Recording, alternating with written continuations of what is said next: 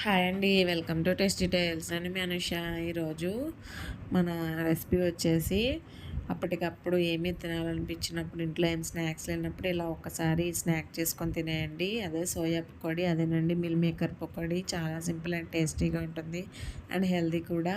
ముందుగా ఒక mixing bowl తీసుకొని అందులోనే ఒక పావు గంట పాటు నానబెట్టుకున్న మిల్ మేకర్స్ని వాటర్ అంతా పిండేసుకొని ఆ గిన్నెలో వేసుకోవాలి.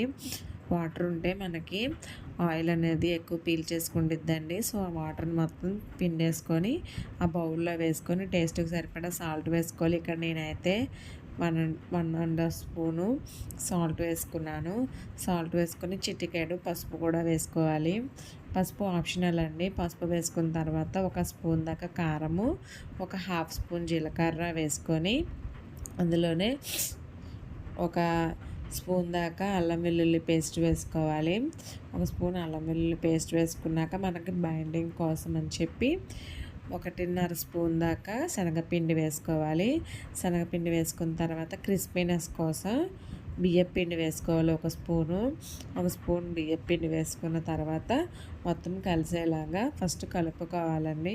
అలా కలుపుకున్న తర్వాత కొంచెం కొంచెంగా వాటర్ వేసుకొని ఎక్కువ పలచగా అయిపోకుండా నేను వీడియోలో చూపిస్తున్నట్టుగా నార్మల్గా కలుపుకోవాలి. గట్టిగానే కలుపుకొని 10 నిమిషాలు మూత పెట్టి పక్కన పెట్టుకోవాలి. ఈలోగా ఆయిల్ డీప్ ఫ్రై చేసుకొని ఆయిల్ బాగా కాగిన తర్వాత మనం ఆల్రెడీ కలుపుకున్న దాన్ని ఒకసారి కలుపుకొని కొంచెం కొంచెంగా ఆయిల్లో వేసుకొని ఫ్రై చేసుకోవాలి. కొంచెం కొంచెంగా వేసుకోవాలండి, లేకపోతే లోపల అనేవి సరిగా ఉడకవు. లో టు మీడియం ఫ్లేమ్లో లోపల నుంచి బయటికి బాగా క్రిస్పీగా ఫ్రై అయ్యే వరకు వేపుకోవాలి. చూపిస్తున్నాను కదండి.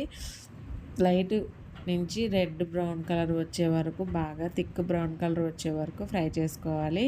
అలా ఫ్రై అయితేనే మనకు ఆ కలర్ని బట్టి మనకి పకోడీ అనేది ఎలా వేగిందో తెలిసిపోతుంది.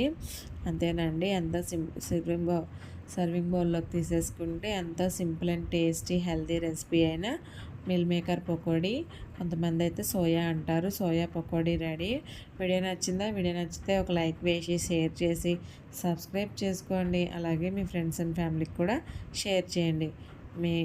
మీ సపోర్ట్ ఇలానే ఉంటే మన యూట్యూబ్ ఛానల్ని ఇంకా పైకి తీసుకెళ్ళచ్చు. ఇంకా మీరు అడిగిన మోర్ రెసిపీస్ని చేయొచ్చు. వీడియో నచ్చితే కంపల్సరీ లైక్ చేయండి.